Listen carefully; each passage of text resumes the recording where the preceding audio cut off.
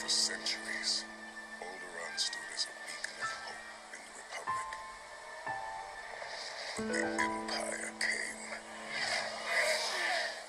I have chosen to test this station's destructive power on your home planet of Alderaan.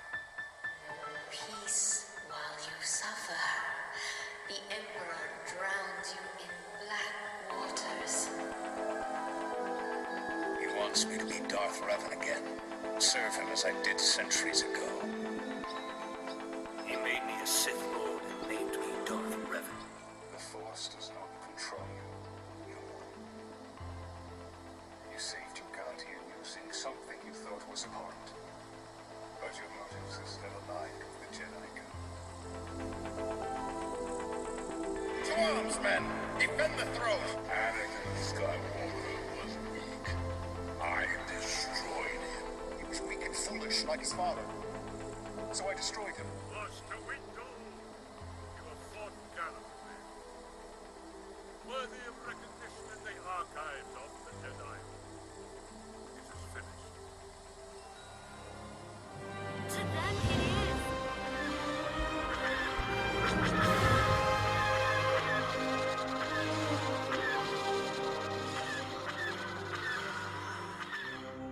I have been waiting for you. Is it true that he is the chosen It's Alex, It's Harrison. and welcome back to State of the Galaxy, episode number maybe 27. I think it's 26. I think, wow, really? Okay, We had 25 last week. that's crazy. But we did put up 2 episodes because it was May the 4th. I hope you guys all had a wonderful May the 4th celebration.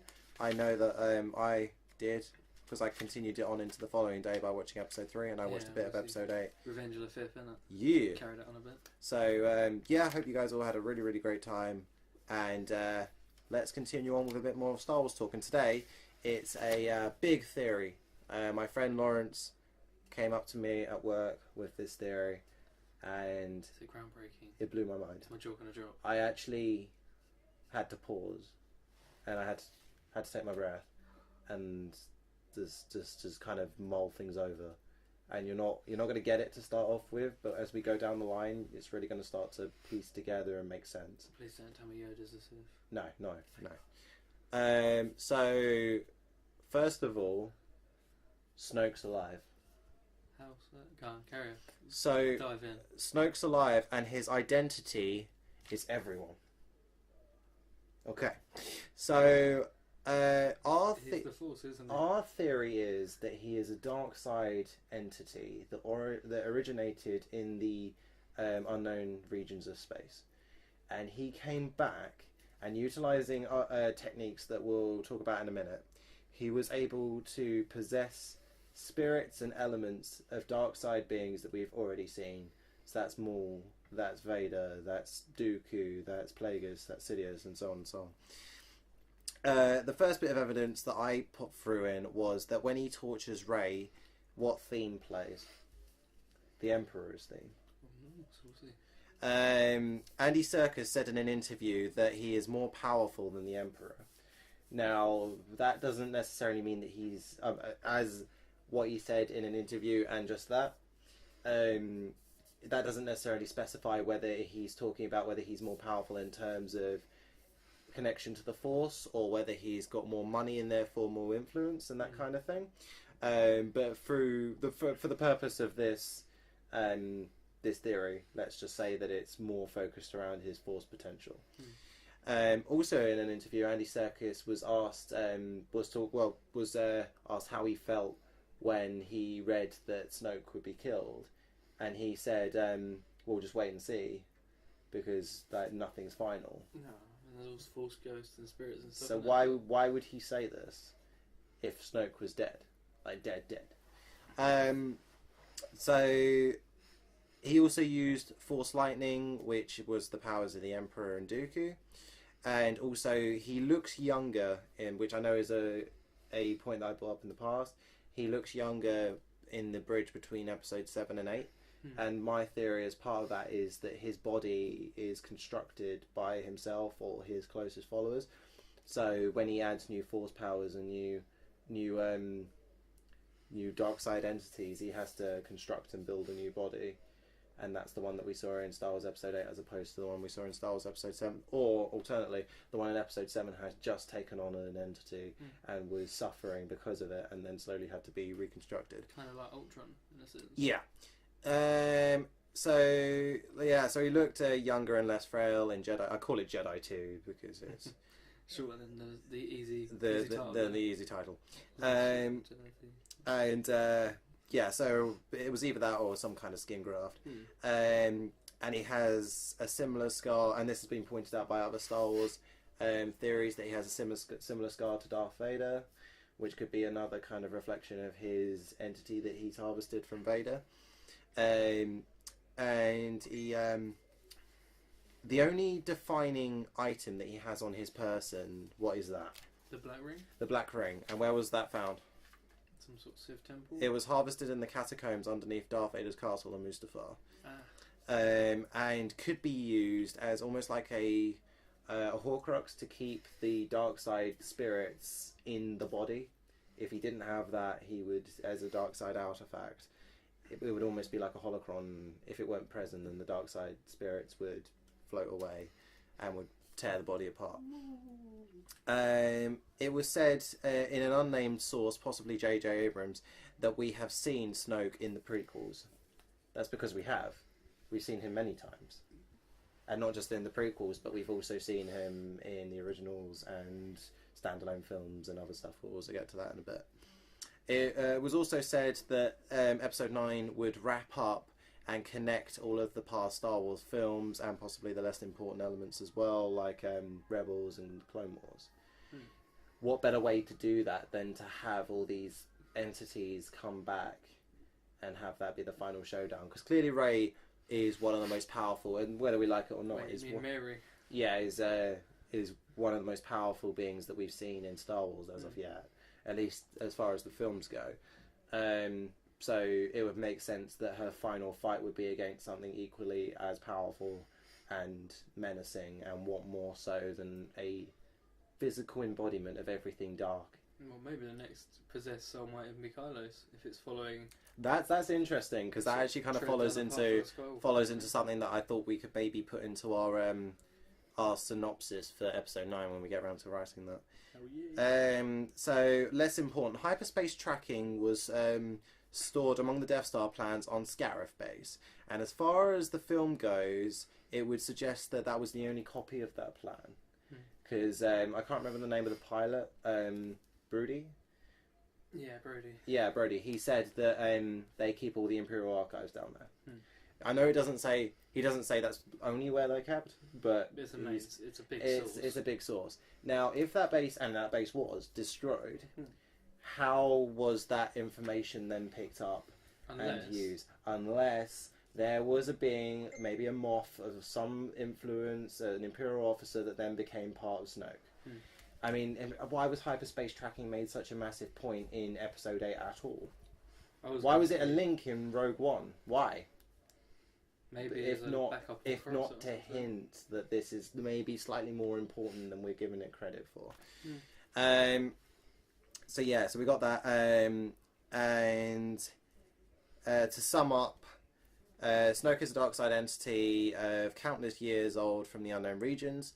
The forms that we have seen, which will make up his construct of dark and also light characters, so we could also have elements of Mace Windu and other various Jedi that had great power or influence within the Jedi Order. Because something about Snoke, he isn't Nihilus or even Sidious level. I think there's a certain amount of tactical thought in there.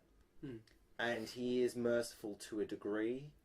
So there is kindness and rationalism in there, which the dark side sometimes obscures.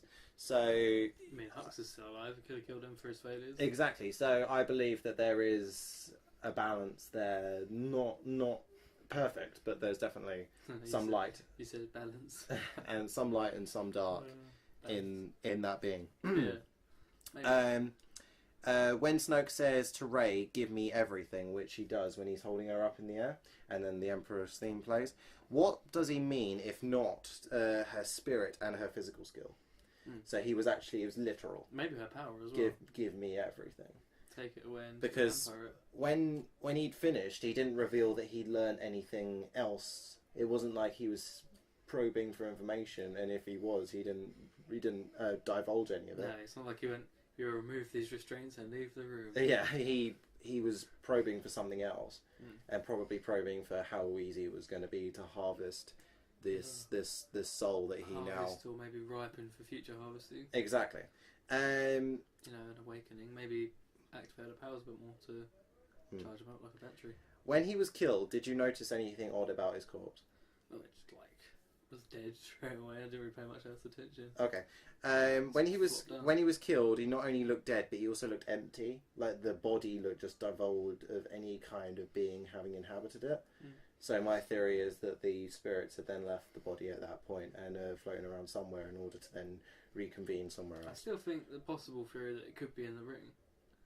Yeah, because the ring. I mean, all the ring needs to be do is to be picked up by Hux, and then he could take it to a facility where he could then put it in a new body, even in himself. Yeah. I don't think Hux's body is strong enough in order to, because I mean, even Snoke's body that isn't human, struggled to keep all of that together.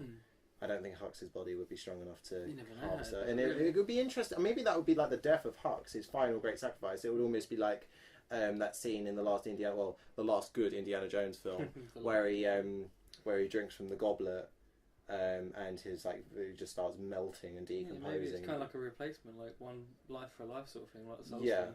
There you go. Spoiler alert: Soul Stone. So. Soul for a soul. He is still alive because Kylo. Well, that's the other thing. What did you notice at the end of Episode 8? That Kylo and Rey's minds were still bridged, and who bridged them? Snoke. Exactly. Why would they still be bridged? Don't know. Maybe it's the because Force. Kylo Ren's not strong enough. Because Rey is his equal in the darks in the light, and he specified that she wasn't able to do it because the effort would have killed her. So he couldn't have done it by definition. So it kind of has to be a more powerful being that was keeping it in touch. And you don't think their powers balance out to create that? Maybe it's an equal. I don't think so. I don't think once bridged, there's no escaping. I think it takes like a constant concentration, like with Luke's astro projection. Luke's the activation of his force powers. Yeah. And also. There's a new thing that's been added, and I don't know if you mind spoilers for Rebels. Time travel. Oh, I heard about that. So anything's possible, and that could be how Snoke's entity, as it stood as a dark side entity, could have found all the bodies, the recently dead. He could have gone to. He could have been on the ship of General Grievous to take over Dooku. He could have been. He could have been the father spirit to corrupt Anakin. There you go. He could have been around when Vader was being burnt on the forest moon of Endor. He could have been around when Maul finally died on Tatooine. He could have been around when Plagueis was murdered by Sidious. Tragedy of Darth Plagueis the Wise. And there's something that is actually brought up in that quote, and I don't know if you want me to say the full. Yeah, I've actually added to it, but I don't know if it's 100%. So citation needed, and that's actually a new. I don't know if I've told you about this. I've told you about the citation needed. We won't have it in this episode because I haven't perfected that yet. But just because this is kind of like a Snoke special, but we were going back to our normal format next week. Okay, you're gonna have to stand up because I'm just gonna have to say the first word. No, literally stand up. Stand up. Sit down. Easy. Leave us. Anakin, I know that I cannot rely on the Jedi Council. If they have not included you in their plot, they soon will. I'm not sure I understand. You must sense what I have come to suspect. The Jedi Council want control of the Republic. They're planning to betray me. I don't think Anakin. Search your feelings. You know, don't you? I know they don't trust you, or the Senate, or the Republic, or democracy for that matter. I have to admit, my trust in them has been shaken. Why? They asked you to do something that made you feel dishonest, didn't they? They asked you to spy on me, didn't they? I don't know what to say. Remember back to your early teachings. All who gain power are afraid to lose it, even the Jedi. The Jedi use their power for good. Good is a point of view, Anakin. The Sith from the Jedi are similar in almost every way, including their quest for greater power. The Sith rely on their passion for their strength. They think inwards, only about themselves, and the Jedi don't. The Jedi are selfless. They only think about others. You ever hear the tragedy of Darth Plagueis the Wise? No, I thought not. It's not a story the Jedi would tell you. It's a Sith legend. Darth Plagueis was a dark lord of the Sith, so powerful and so wise, he could use the Force to influence the midichlorians to create life. He had such a knowledge of the dark side, he could even keep the ones he cared about from dying. He could actually save people from death. The dark side of the Force is a pathway to many abilities some considered to be unnatural. What happened to him? He became so powerful, the only thing he was afraid of was losing his power, which eventually, of course, he did. Unfortunately, he taught his apprentice everything he knew. Then his apprentice killed him in his sleep. Ironic. He could save others from death, but not himself. Is it possible to learn this power? Not from a Jedi. So there was actually a purpose for doing that. That gets better and better every time. I know. I've almost got down the first part where he arrives at the Bubble Theatre, so hopefully I'll be able to one day do run in and sit down the full lot. They'll leave us. But so he, the point that I wanted to bring up from that quote was that he said that he could influence the midichlorians to create life. Now, what if he gained Plagueis' spirit as an entity, and the two entities just kind of buzzing around, but he then gained the ability in order to create life and therefore create a body, which would then be his kind of shell for the final form that we know to be Snoke. So yeah, that's our theory. I don't know what you feel about it, but I honestly feel like if Disney did this would not only be one of the greatest reveals and greatest throwback films, but it would also really kind of fix Episode 8 as well. So basically, summarising short, yes, Snoke is basically a Force vampire. Yeah, in a sense. To take more, kind of like a ghost vampire, really. He's got take to build more and then eventually. Exactly. So he has the ability in order to harness other dark side traits. So as long as there's a dark side, he would never die. Yeah, exactly, and that's good. That's what I thought would be the final reveal. Rey would realise that she's able to subdue Snoke for a certain point, but she's not able to kill the spirit that lives within him. So they confine him within a light side temple of some kind, and then that's what then becomes like the full focus, that they guard that entity. And then I thought, okay, so all these throwback films that we're getting, like Han Solo and Kenobi and things like that, and they introduce these new characters, and they may even introduce new Darksiders, and like what the Game of Thrones people are doing and things like that. Wouldn't it be great to just think, okay, like it's like this kind of joy that I get from the Old Republic stuff. It's like, okay, so Revan, he built an entire fleet. He had an empire at one point. The Eternal Empire had an empire at one point. The Republic was a different form, but we all know that it's not going to be permanent because it has to all crumble and it has to all die, leading to the films from Episode 1 onwards. So it's going to be exactly the same. Any films that come out with these new Darksiders, we're going to be like, okay, they're going to fail because one day they'll become what we know to be Snoke. They'll become a part of him. Whether they die by light side force use or whether they die of natural causes. Or by dark side users getting rid or of by dark side users. An interesting way to have Snoke reappear would just be mid scene, and he just appears out of the shadows or something and tries to fight Rey. Well, I'd lightning's her and she blocks it. I'd written a short scene, so well, in my mind, I suppose. So you're gonna have to forgive me. Extract it from your extracting mind. It from my mind. So scene opens. Lightning lights up the sky on a cloud-covered world. The Millennium Falcon buzzes past and lands precariously on a clump of rocks. Rey exits the Millennium Falcon, closely pursued by R2-D2. She asks R2 to remain with the ship and continues on foot.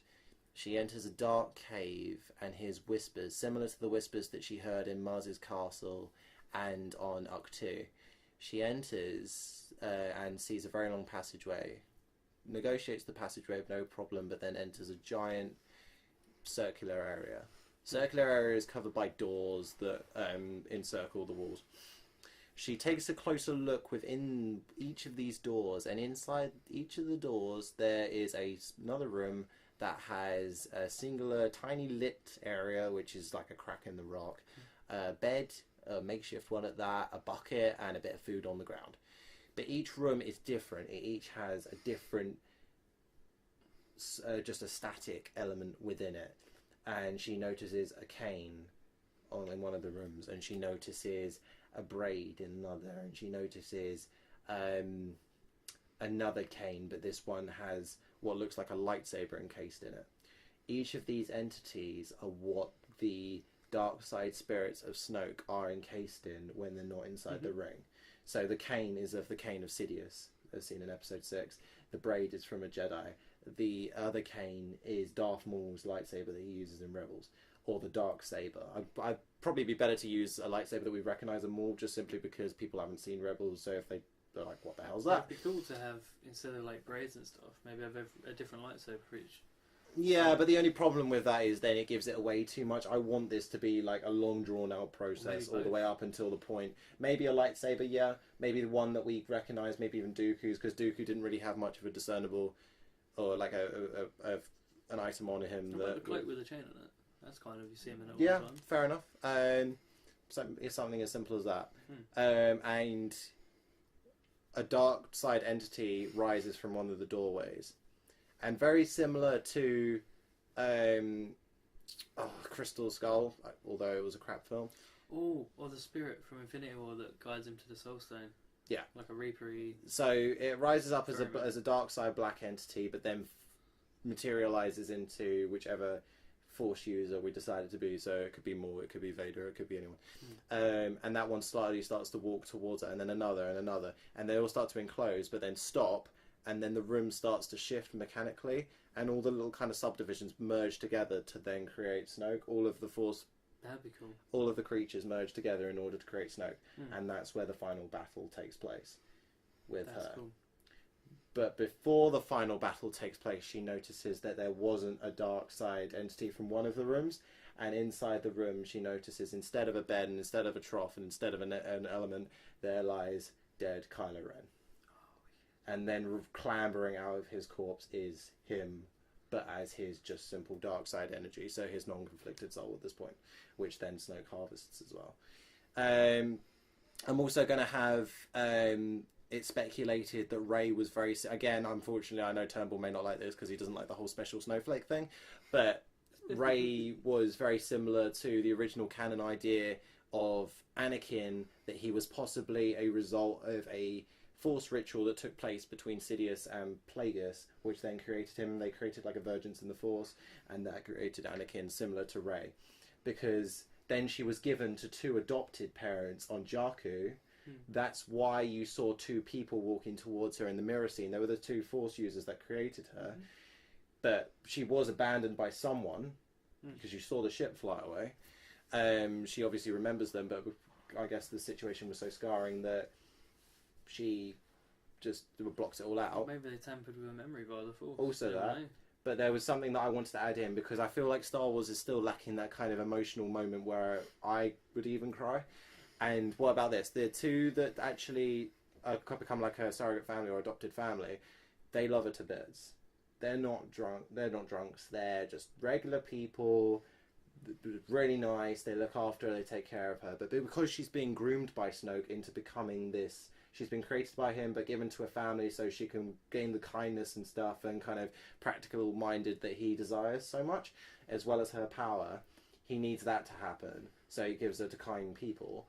But then double the pride, double the fall. Exactly. So she becomes this person, but then he thinks, okay, time's up. Now she needs to become more independent, so live her life on Jakku. So all he does is, very Thanos-y, clicks his fingers, and they just walk away. Well, they take her, they drag her to the ship, they get on, they fly to Jakku, and they leave. Babies. But let's just say that Kylo Ren wasn't actually lying and they did die on Jakku. What they do is, after that power wears off, they don't know where Rey's gone, so they go back to Jakku, search for days and days and days, and die there. Maybe So- with the way the circumstances they may have died, maybe. It I mean, makes a Maz difference. says that she knows the Force, so you could argue that she did sense that Rey's parents weren't coming back because they were dead. She never said at any point that Rey's parents were unkind to her or anything like that, but they're dead because they were searching for her. And Snoke just agreed, it's time. For my little flower to blossom. Maybe dehydration in the desert, or Yeah, or anything like that. Raiders or Thugs. something. Exactly. You So, know, Jack and Raiders. so that's my theory. I feel like that's all stuff I'd like to put into our episode 9 summation. If you're happy with it. I think the room should have each room instead of beds and stuff, so like a sort of podium with the relics on, maybe the lightsabers all sort of standing up straightwards. And the little trinkets laid down in front It's of just them. the whole kind of bed thing, because these creatures are still kind of slaves to Snoke, the overall entity. So they'd be given a living condition to live out their time when they kind of reach out from the artifacts and become solid in the actual world. So they would live day-to-day lives, but at the same time they're not given any kind of luxury. So these are prison cells to them, but they can't go any further away from their artifacts. It's almost like a Dropbox on a phone or whatever. You go up to the entity with your ring, being the other bit of technology, and just go boop, and then that would then take the entity out of that or a Pokemon relic or something into the ring. So yeah, that was my thinking, because then it would create a certain sense of imprisonment or imprisonment, but also sympathy towards the. Obviously, outside of the films, you don't know what Maul's done, and outside the films, you don't know what Dooku's done. Although Dooku has more to blame for the death of many Jedi on Geonosis and things like that. So, as far as the films go, and now new canon, these guys, although supporters of the dark side, guys and gals, they aren't just narcissistic, horrible people. They still have goals and dreams and feelings, so they're tested to their limit at this point, and all their dark side energy is extracted and then put into these things, and they're just kind of freaking out right now. You could say being drained of their dark side energy sort of humanises them a bit more. I mean, but what about this? When they all emerge, they're all screaming at Rey to help her. Yeah. Those are the voices that she heard, or some of them at least. They're all crying out for help because they can't. They're. It's almost like, I know, and I envy people who don't suffer with anxiety. But when you get to that kind of point, when you're at the most kind of freaked out, you almost forget the good side of you. So it's almost like that's left, and it's almost like it flies away, and you're kind of reaching out, trying to bring it back, but it's gone for that short period of time. But that short period of time can feel like an eternity. But for these creatures, it absolutely is an eternity, because they can't get back to their good side. What made them a complete entity is gone, because Snoke's only harvested what he wanted. So yeah, that's the theory. Yeah, Well, I feel drained I myself. feel like we should take a break soon. Oh well, yeah, but We're getting I into don't- this theory and I mean- spoiling our summation in a way. we are, yeah. I mean, we're 27 minutes in, so we'll finish up soon anyway. But all I wanted to do was quickly finish up with how we felt about something a little bit different, because obviously this is a Star Wars podcast. But let's have a quick chat about how we felt about Infinity War. No, this isn't just a Star Wars podcast. This isn't, This no. is the state of the galaxy. This is the state of the galaxy. Doesn't you know? say which galaxy. All galaxies. So yeah, Infinity War. What a heart-wrenching piece of I movie know. that was. We're not going to give away anything because it hasn't been a month since the film came out. But we'll just say heart-wrenching. Highest grossing movie of all time at the moment. Yeah, it's 650 million in 11 days. it's incredible to see all these characters come together, more so than I thought it ever could be. You know what they say, Wakanda forever. And I incredibly enjoyed it.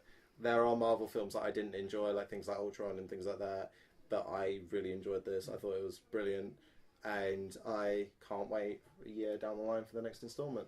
You know what they say, Avengers Assemble. Yeah.